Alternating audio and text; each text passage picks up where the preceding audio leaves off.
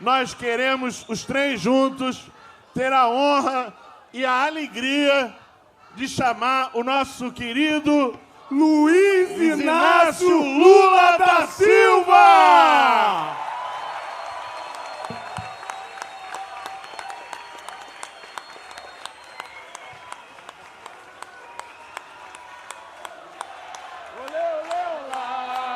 Lula, Lula, olê, olê, olê, olá.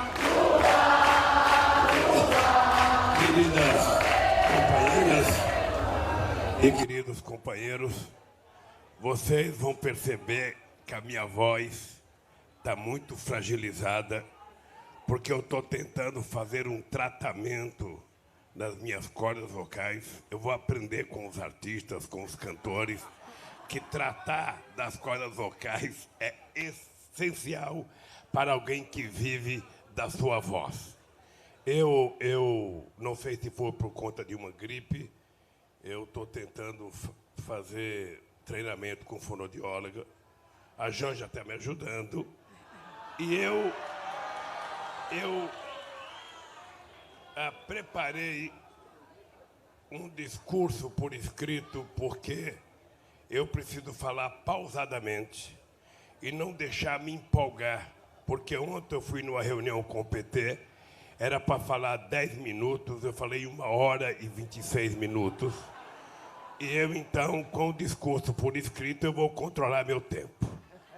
Eu queria dizer para vocês que eu não poderia fechar o ano sem vir ao Rio de Janeiro fazer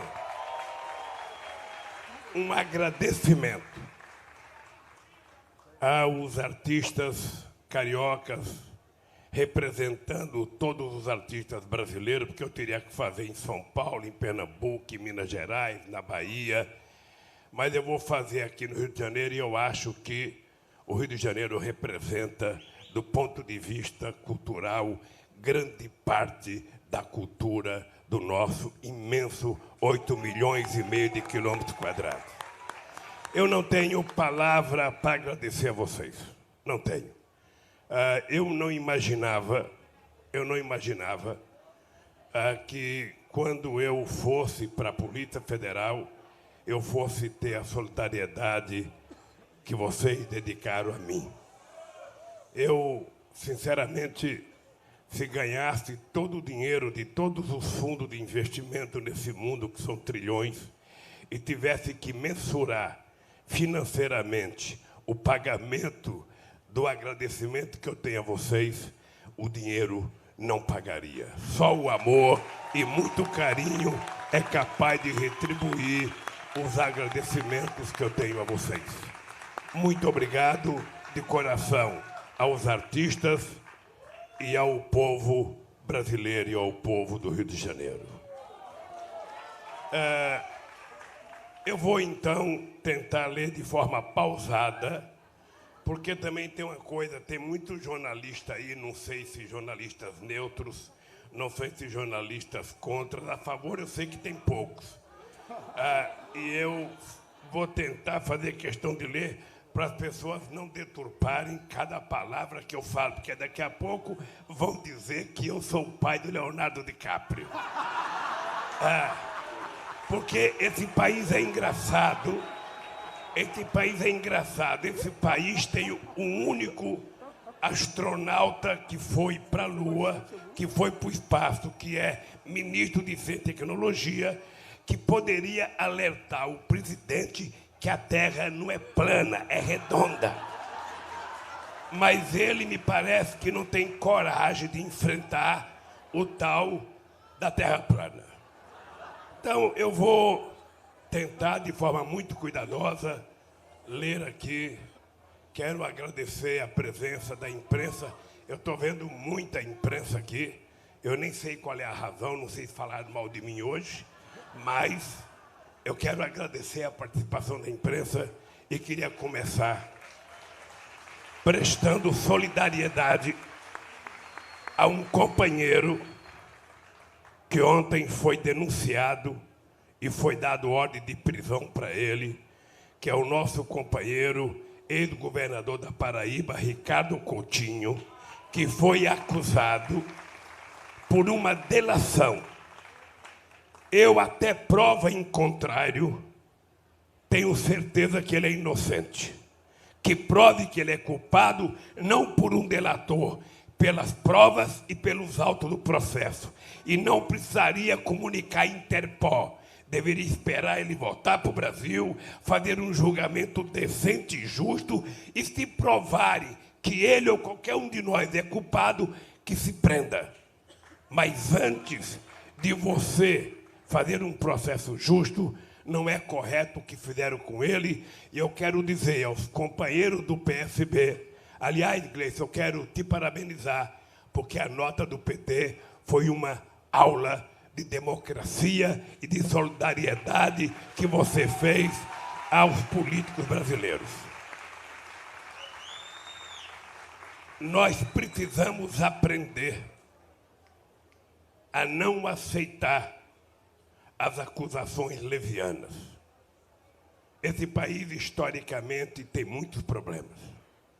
E eu queria, no final, dizer uma coisa para vocês, porque a história do Brasil é uma história de pouco tempo de democracia e de muito tempo de escravidão e de muito tempo de ditadura. A nossa democracia, ela é muito nova, muito incipiente, e nós precisamos cuidar disso com muito carinho. Porque a negação da política levou a gente a ter um presidente da espécie do Bolsonaro. Eu não o conheço pessoalmente, acho que ele nunca fez um discurso contra o meu governo, favorável nunca, mas ele era uma figura tão inexpressiva que somente no momento histórico em que a mentira tem prevalência sobre a verdade, é possível eleger uma figura grotesca como ele para ser presidente da República deste país. Não é grotesca politicamente.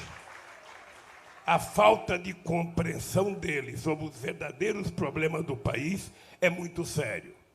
Mas também é triste a gente provar que tem muita gente nesse país que ainda prefere acreditar na sordidez de uma mentira do que na verdade nua e crua, que exige mais competência, mais maturidade, mais compreensão e mais seriedade.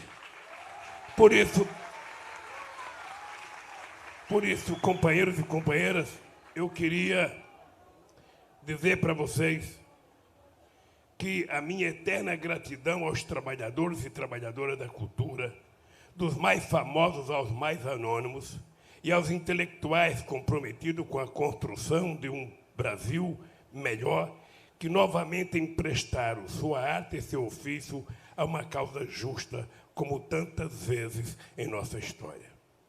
Tenho consciência de que a luta de vocês não foi só pela minha liberdade, ou pela liberdade do Lula.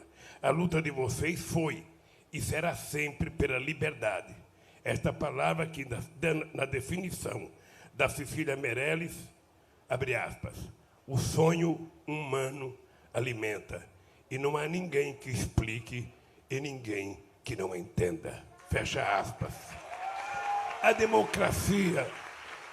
democracia tem uma dívida impagável com os artistas deste país.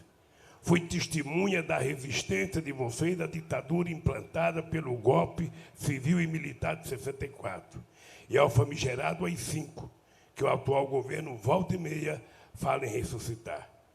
Estivemos juntos nas inesquecíveis campanhas pela anistia e pelas diretas já. Juntamos nossas forças na tentativa de barrar o golpe contra a nossa querida presidente Dilma.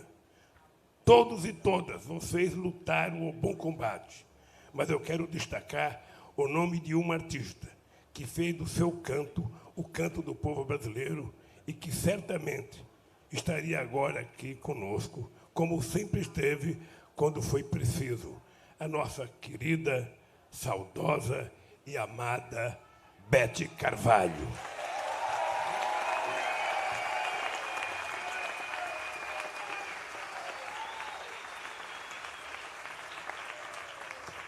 Eu hoje acompanho com imensa admiração a luta cotidiana de vocês contra a ascensão do fascismo no Brasil. Toda luta tem um preço e vocês estão pagando caro com a extinção do Ministério da Cultura que haveremos de recriar. A redução brutal dos recursos para a área, a destruição de programas que tornaram a cultura acessível às mais diversas camadas da população brasileira e a volta da censura, esse monstro que julgávamos extinto no nosso país. 12 meses de posse, 12 meses depois da posse, já se pode dizer que esse governo tenta colocar em prática um projeto de destruição da rica e diversificada cultura brasileira. O Fábio Porchat disse recentemente que Bolsonaro não governa, ele se vinga. Estejam certos de que a tentativa de desmonte da cultura promovida pelo atual governo é, em primeiro lugar, uma vingança contra cada uma e cada um de vocês que ousaram cantar, escrever, ensinar, filmar, encenar, filmar, grafitar e dançar e gritar, ele não.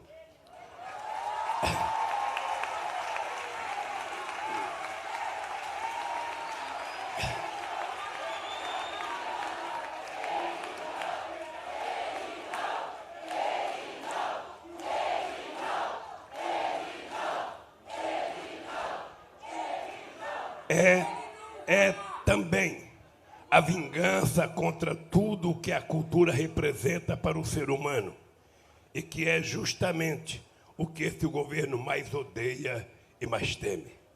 Cultura é vida e o atual governo vive de promover a morte com a insistência em colocar armas de fogo nas mãos da população, a liberação indiscriminada de agrotóxicos, o incentivo à devastação do meio ambiente, o desemprego que leva milhões de pessoas ao desespero, a naturalização do assassinato de mulheres negras, indígenas e LGBT. E temos como maior símbolo a nossa querida e saudosa Marielle. Cultura é libertação. E o governo Bolsonaro é contra todas as formas de liberdade, inclusive de pensamento e de expressão. A liberdade que esse governo defende é a liberdade para os milionários ficarem cada vez mais ricos, com a retirada dos direitos dos trabalhadores e a destruição da Previdência Social. A liberdade que esse governo defende é a liberdade do extermínio da juventude negra, que o Moro tentou legalizar sob o pomposo nome de excludente de licitude, mas que nada mais é do que a licença para escolher o alvo de acordo com o endereço e a cor da pele. Só o arraigado racismo institucional brasileiro, o mais profundo desprezo pelas vidas negras e a criminalização da cultura da periferia pode explicar o massacre de 9 jovens que saíram de suas casas para se divertir num baile funk em Paraisópolis e de tantos outros moços e moças que são mortos diariamente também nas comunidades do Rio de Janeiro e de todas as cidades brasileiras. Esse país carrega em seu passado a vergonha de ter um dia criminalizado o samba e a capoeira, que eram tratados como caso de polícia, da mesma forma que hoje criminaliza expressões artísticas populares como o funk e o grafite. A elite brasileira sempre deu as costas à imensa riqueza cultural que brotou e continua brotando das periferias deste país. Ignorou o quanto pôde a genialidade de Cartola, Dona Ivone Lara, Elza Soares, Lia de Itamaracá, de Clementina e Carolina de Jesus. Recusa-se a ouvir as novas vozes, sobretudo negras, de indignação e afirmação, que hoje se manifestam no ritmo do rap e da poesia dos slams que se consolidam pelo país afora. Nós, ao contrário, sempre acreditamos e investimos na diversidade cultural brasileira. Tive a honra de contar com 2 ministros da estatura de Gilberto Gil e Juca Ferreira. Enxergamos a cultura sempre em 3 dimensões, como o direito de todos os brasileiros e brasileiras, como promotora do desenvolvimento social e econômico e como expressão da rica e diversa identidade brasileira.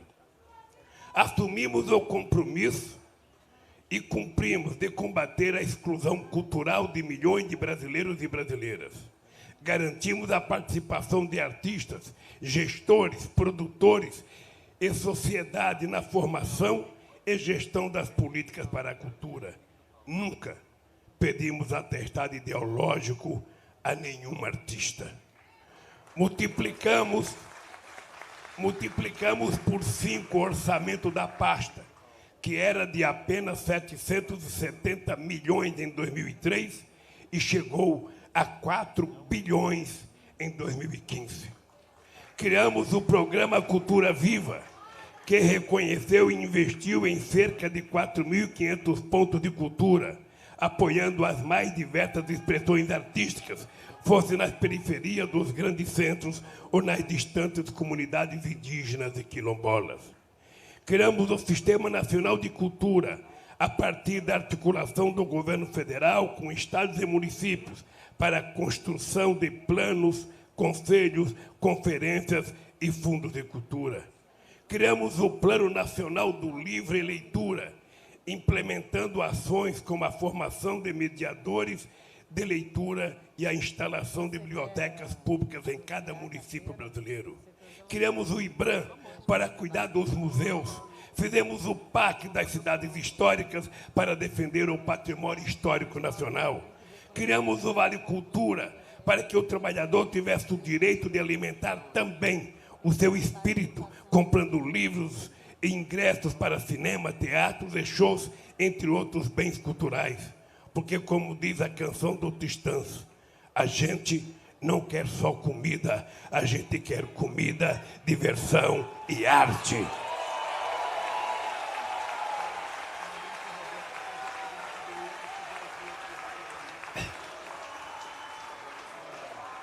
Criamos uma política eficiente e vitoriosa para o audiovisual brasileiro, apoiando desde a produção até a exibição de filmes para cinema e séries para televisão, contando histórias do Brasil para o mundo e gerando milhares de empregos.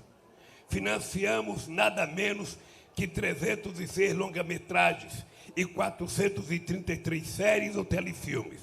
Promovemos o talento e a cultura do nosso país, sem qualquer tipo de censura ou análise ideológica.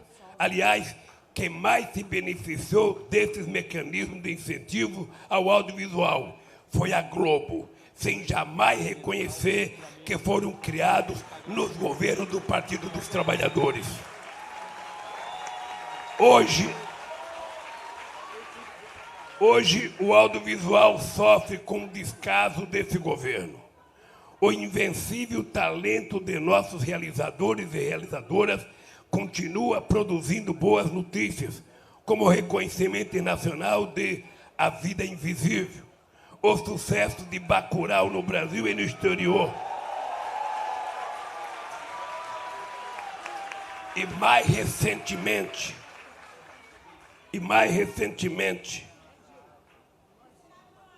a pré-seleção de Democracia em Vertigem para o Oscar de melhor documentário. Mas milhares de trabalhadores e trabalhadoras altamente especializados são vítimas da tentativa de desmonte de um setor vital para a economia, para a construção da identidade brasileira.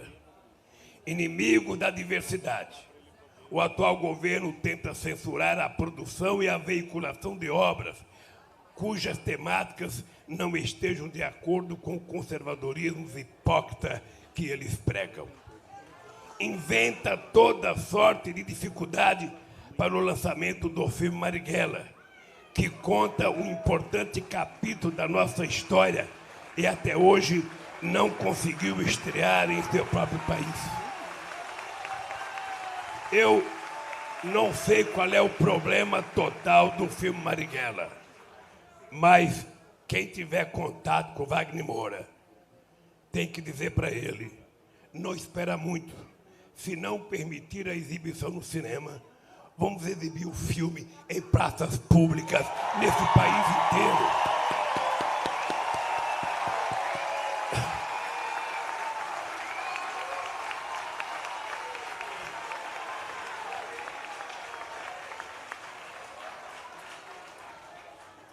Manda arrancar cartazes dos filmes brasileiros da sede da Ancine, numa absurda demonstração de ódio contra as obras de arte que o nosso cinema produziu ao longo de sua história.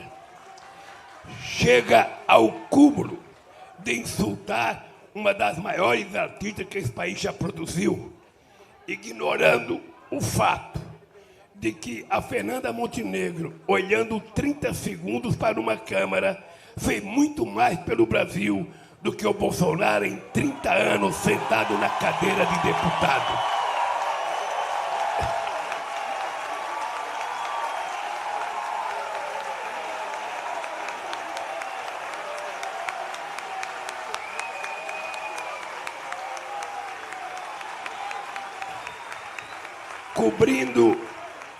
Cobrindo mais uma vez o país de vergonha aos olhos do mundo, Bolsonaro tomou a inacreditável decisão de não assinar, junto com o presidente de Portugal, o diploma concedido a Chico Buarque, agraciado com o Prêmio Camões, o mais importante reconhecimento dado a um autor de língua portuguesa. Não satisfeito na sua ânsia de ferir a alma do povo brasileiro, disparou ofensas contra alguns dos nossos artistas mais queridos, a exemplo de Caetano Veloso, Gilberto Gil, Martinho da Vila e tantos outros. Atitudes autoritárias como essas não deixam dúvidas de que este é o governo do avesso. Bota para cuidar da cultura os inimigos da cultura, para cuidar do meio ambiente os inimigos do meio ambiente, para cuidar das relações exteriores os inimigos da diplomacia, para cuidar da educação os inimigos da educação, sobretudo das universidades, essas extraordinárias e inesgotáveis fontes geradoras de conhecimento. Bota machistas para cuidar das políticas para as mulheres e racistas para comandar a fundação que tem como objetivo promover os valores culturais, sociais e econômicos decorrentes da influência negra na formação da sociedade brasileira. Instituições caras à nossa memória, como a Casa do Rio Barbosa, um patrimônio nacional com 90 anos de história, são entregues a representantes da direita mais atrasada e fundamentalista que o Brasil já conheceu.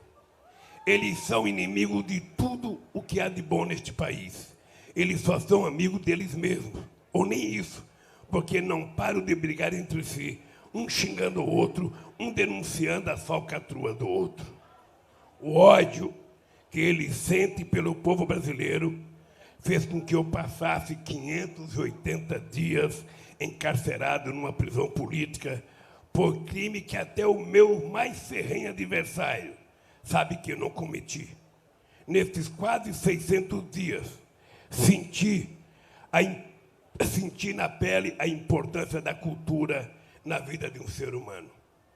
Eu renovava minhas forças ouvindo o bom dia, o boa tarde, o boa noite, presidente Lula, que os companheiros e companheiras da Vigília Lula Livre entoavam todo santo dia.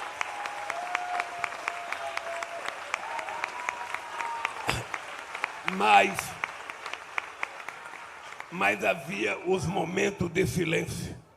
E o silêncio, como ensina Guimarães Rosa, é a gente mesmo demais. E o silêncio na prisão ecoa ainda com mais força dentro da gente. Eu lia para espantar o silêncio e a solidão, lia para aprender, para adquirir novos conhecimentos, para sair de lá melhor do que entrei. Eu li para ser livre, porque quando você voa nas asas de um livro, quando você tem nas mãos uma arma tão poderosa quanto uma obra de arte, não existe grade nem parede que possa te prender.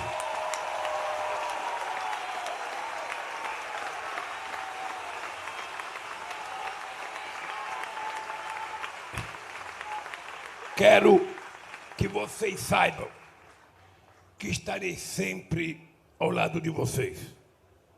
Eu me sinto parte da valente resistência de vocês.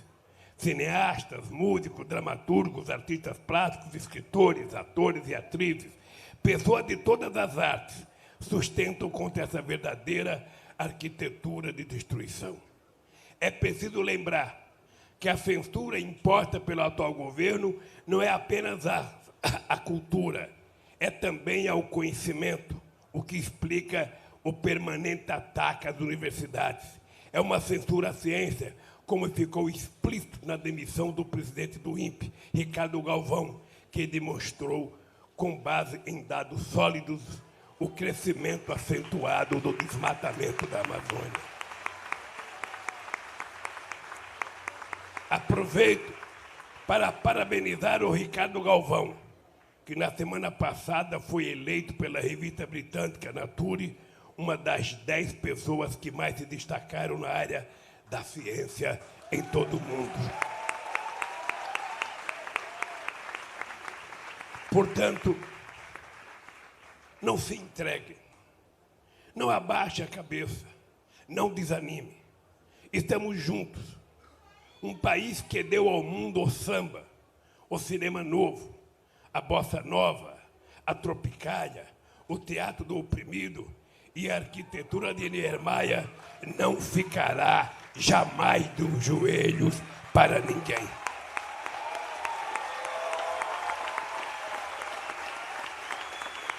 Como na Alemanha nazista, querem destruir o Brasil, começando pela cultura. Não permitiremos. Vamos resistir, como já resistimos a outros pesadelos. Estou de mãos dadas com vocês para defendermos juntos o legado da música, do cinema, do teatro, da literatura, de todas as expressões artísticas desse país.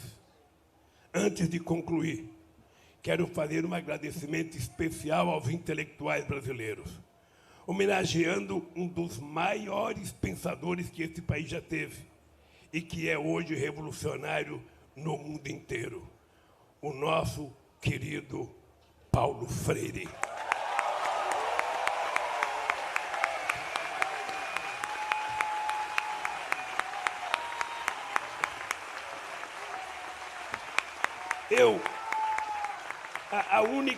A única compreensão que eu tenho do presidente ter chamado Paulo Freire de energúmeno é que ele não sabe o que é energúmeno. Ele não deve saber. Então, portanto, passem uma mensagem para ele, explicando o que é energúmeno, para ele pedir desculpa pública à história do Brasil. Paulo Freire nos deixou há muito tempo, mas suas ideias revolucionárias e amorosas para a educação e a construção de um mundo melhor continuam iluminando nossos caminhos e tirando o sono daqueles que, em pleno século XXI, ainda acredita que a Terra é plana. Contra o ódio à arte e ao conhecimento, nós estamos armados com a luz da civilização. Estou seguro, minhas queridas companheiras e meus queridos companheiros, meus queridos amigos, que mais uma vez nós venceremos. Eu quero que vocês saibam que a minha dívida com vocês é eterna. E nada me fará mudar de comportamento. E eu queria terminar dizendo para vocês que quando eu resolvi me entregar à Polícia Federal, eu tinha um compromisso. Se eu tivesse saído do Brasil, se eu tivesse aceitado ir para uma embaixada, se eu tivesse ido para um país amigo, eu teria sido tratado nas manchetes de jornais como fugitivo, ou como culpado, ou como se eu tivesse com medo. Eu tomei a decisão, contra a vontade de muitos companheiros, de ir para a Polícia Federal, porque eu precisava provar que o Moro não era um juiz, era um mentiroso que tinha compromissos políticos e por isso precisava me condenar. Eu tinha que provar que se tem alguém nesse país capaz de montar quadrilha, é o Dallagnol chefiando a força-tarefa da Lava Jato lá em Curitiba. E eu só poderia provar se eu estivesse lá. Quando eu falei que eu não trocava a minha dignidade pela minha liberdade, é porque insinuaram que eu poderia ser solto pela progressão da pena, desde que eu fosse para minha casa e colocasse uma tornozeleira. Eu disse duas coisas: a minha casa não é prisão, eu só vou lá para lá livre, e eu não sou pombo correio para colocar a tornozeleira na minha canela. Se alguém tem que ter tornozeleira, é quem mentiu. Quando eu fui prestar o primeiro depoimento, eu disse ao Moro: você está condenado a me condenar, porque a mentira já foi longe demais. Eles deveriam não ter aceito a acusação do Dallagnol do PowerPoint, que agora foi negado a tese do quadrilhão, absolvendo eu e a Dilma. E o PowerPoint é o que criou a tese do mensalão, a tese do quadrilhão. Então, quando o juiz decretou a negação do quadrilhão, eles deveriam ter mandado prender o Dallagnol por ter mentido descaradamente ao povo brasileiro e ter tentado montar uma quadrilha, criando uma fundação, pegando 2,5 bilhões da Petrobras. E nós estamos descobrindo o dinheiro que eles tentaram pegar com outras delações para criar um fundo que eu acho que era até um fundo partidário, porque ele sonhava ser candidato a senador. O Moro, quando me condenou, eu fiquei esperando qual era o crime que eu tinha cometido. E na sentença dele, ele diz que o crime que eu cometi foi, na verdade, um ato, sabe, um ato indeterminado. Ou seja, ele não sabia qual é o crime. Por isso, eu fui para a Polícia Federal. Porque eu queria provar de lá de dentro quem era que era culpado nesse país. E nós estamos avançando. Ainda não chegamos lá porque a Rede Globo não deu uma notícia agora da Intercept, a não ser para falar a defesa do Faustão e a não ser para defender o Roberto Dávila, que fez campanha para arrecadar dinheiro de forma lícita para o filme Lula, o Filho do Brasil. Eu, sinceramente, não guardo mágoa, mas eu sou um cara que tenho mais de 200 horas de Jornal Nacional me denunciando. Tenho mais de 100 capas de revista me denunciando. Tenho mais de 1000 páginas de primeira página de capa de jornais me denunciando. Tenho milhares de Globo, SBT, Record, Bandeirante, rádio pelo Brasil inteiro. E eu vou dizer uma coisa: a bronca deles comigo é porque a maioria dos políticos não aguenta uma capa da Veja.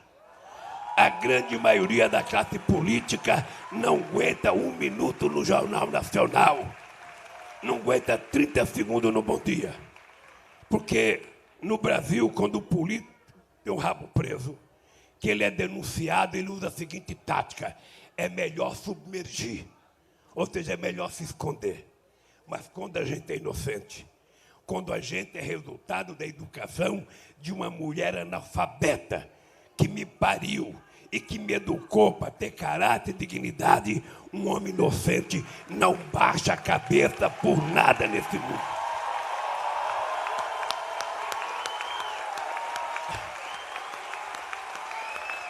Eles têm que saber que a minha relação com vocês não é eleitoral.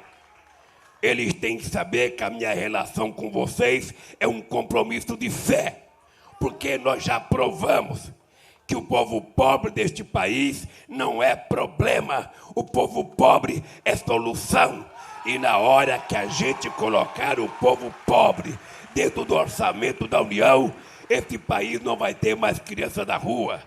Esse país não pode distribuir arma, tem que distribuir livro, tem que gerar emprego e pagar salário decente. E isso nós provamos que somos capazes de fazer. Então, eu quero agradecer aos artistas, a todos vocês de todo o território nacional.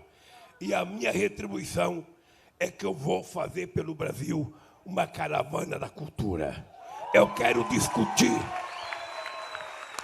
discutir a verdadeira cultura deste país, porque é através da cultura que o povo brasileiro vai fazer a revolução que esse país precisa para que o povo possa conquistar cidadania.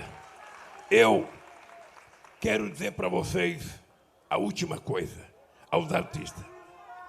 Eu saí tão forte da cadeia que eu tenho certeza que o Moro tomava remédio tarja preta para dormir, porque ele estava com a consciência pesada. Eu tenho certeza que o Dallagnol não dormia direito. E eu ainda tive o prazer de me apaixonar na cadeia.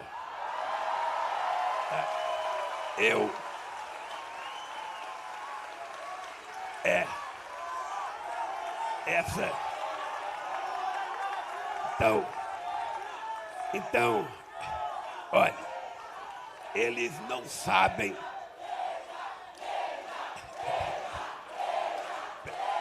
Eu tô falando. Eles já tinham dificuldade de enfrentar, porque ele não suporta também, Freixo, a história do PT. Porque o PT é como um elefante, ele incomoda. Você veja, o PT com 8 anos de existência, o PT disputando as eleições contra o companheiro Ulisses Guimarães, Brizola, Mário Covas, da FIFA, Aureliano Chaves e tantos outros, foi o PT que foi o segundo colocado. O PT foi o segundo colocado em 89, em 94, em 98, em 2002 foi o primeiro, em 2006 foi o primeiro, em 2010 foi o primeiro, em 2014 foi o primeiro, em 2018 foi o segundo, mas poderia ser o primeiro. Em 2022 nós vamos voltar a ser primeiro nesse país.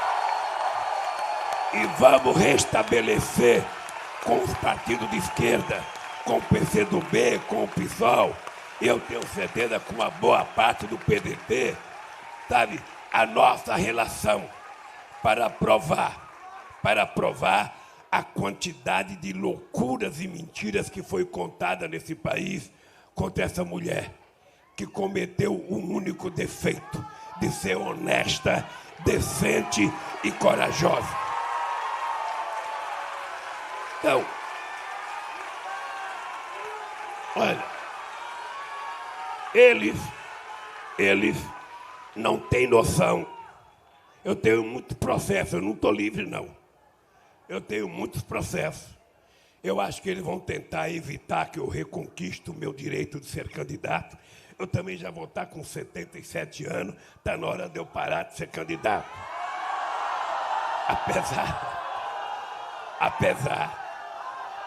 Ó,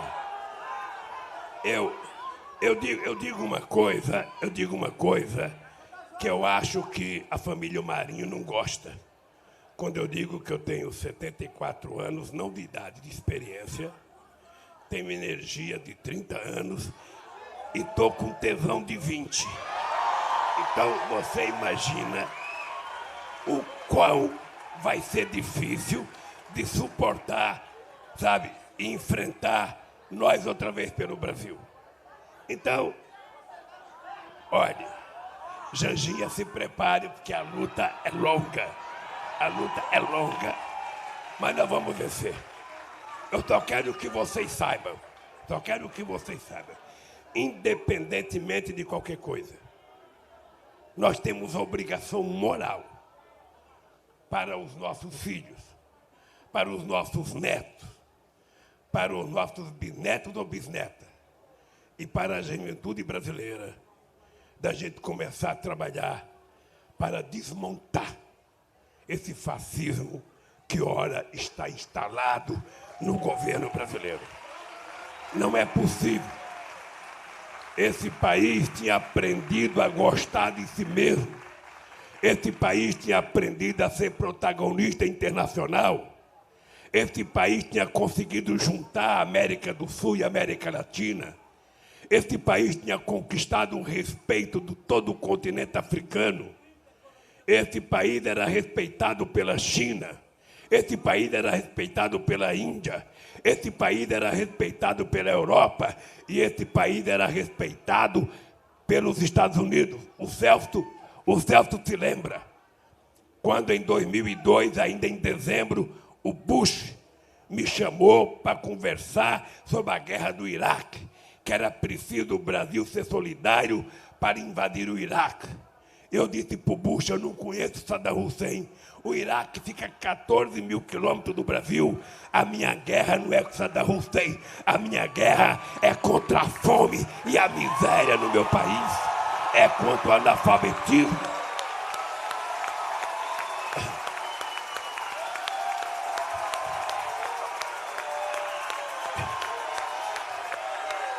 E a fome que a gente tinha acabado nesse país, voltou às ruas do Rio de Janeiro, voltou às ruas de São Paulo e voltou na maioria das cidades brasileiras.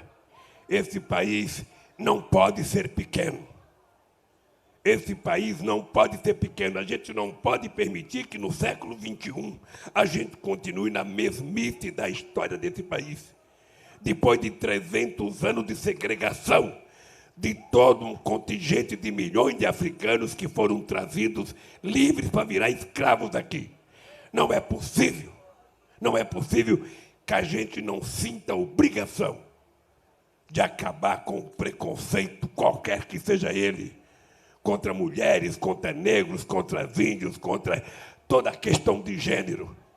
Nós precisamos ter uma sociedade mais civilizada, em que o respeito entre as pessoas é o fundamento da construção da nossa democracia. Não ao ódio, e sim ao amor, porque o amor vencerá em qualquer circunstância, em qualquer hipótese.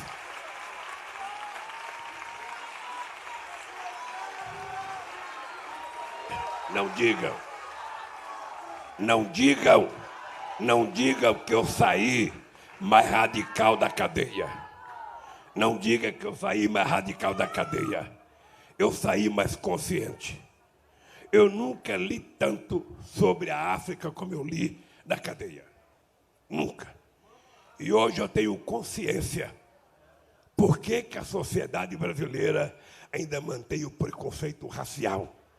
Porque quando eles tomaram a decisão, pressionado pelo mundo inteiro, para acabar com a escravidão, eles, logo de cara, encontraram um nome para os negros. Eram vagabundos. Ou seja, os negros saíram das senzalas, não tinham emprego, e ao invés de a pessoa se preocupar em arrumar emprego, começaram a chamar os negros de vagabundo. E até hoje, quando você vê uma pessoa procurando emprego e não tem emprego, está desempregada, as pessoas falam, não trabalha porque é vagabundo, não trabalha porque não quer. Esse Lula vai dar o Bolsa Família, vai criar vagabundo. Esse Lula vai aumentar o salário mínimo, o povo não quer trabalhar. Gente, chega. Nós temos que ter agora que ser tomado por uma única palavra. As pessoas de bem deste país. As pessoas democráticas desse país, os artistas nesse país, nós temos que ter uma palavra para tocar o nosso dia a dia. É a indignação que deve tomar conta de nós, para a gente fazer o que tem que ser feito nesse país. Gente, do fundo da minha alma, a gratidão que eu tenho por vocês, eu acho que é impagável. Eu só posso retribuir dedicando cada minuto da minha vida para ajudar a libertar e a melhorar a vida do povo brasileiro. Um abraço, gente. Muito obrigado por tudo. Feliz Ano Novo e Feliz Natal para todos vocês.